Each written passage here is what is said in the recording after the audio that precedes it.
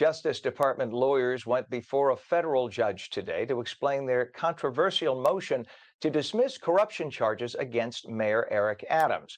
Adams is accused of accepting illegal campaign contributions and free travel from Turkish officials and business leaders during his first mayoral campaign. Actually, it wasn't even free travel as much as it was an upgrade on his plane ticket that he paid for.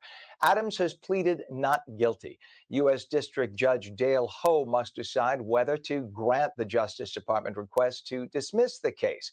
On the other hand, New York State Governor, rather, Catherine Hochul and Reverend Al Sharpton would like to see the case go through. Again, this is not about a friendship. This is about, I'm going to stand up for what I believe. I've had friends that I campaigned against in office. This is about what is right and what's going to be a precedent. Well, the first question is, why does Reverend Al Sharpton have anything to say? He's making it sound like he's an elected official. He's not. He's never been elected. For those who only kind of know who he is and don't realize, Reverend Al Sharpton is a race hustler. That's what he is called in New York City among anyone in the know. He has made his living in New York City by going up to businesses and accusing them of racial bias and then saying, if you don't make a donation to my charity, I'll have 10,000 people protesting outside your business calling you racist and you'll be out of business. So then he gets a nice little donation of $1 million for his charity. And that's how he's existed all this time.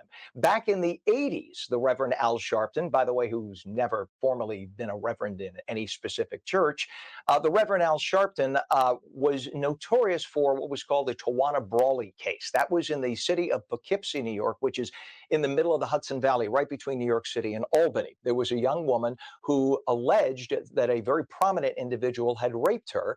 And as it turns out, that individual was white and Tawana Brawley was black.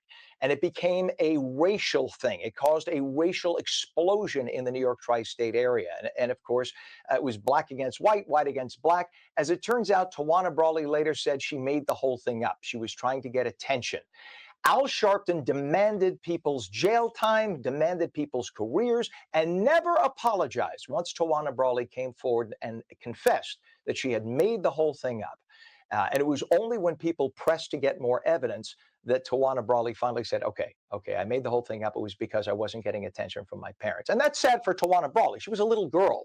So I'm not blaming Tawana Brawley in what happened. She's a child. But who I do blame is Reverend Al Sharpton. I put in air quotes because a reverend should know better and not hustle to try to take advantage of a circumstance. And Reverend Al Sharpton was disgraceful in how he treated that young lady then in order to make a name for himself. And to this day, including his time on television, this is how he's made his name in New York City. For full shows, live and on demand, it's Salem News Channel.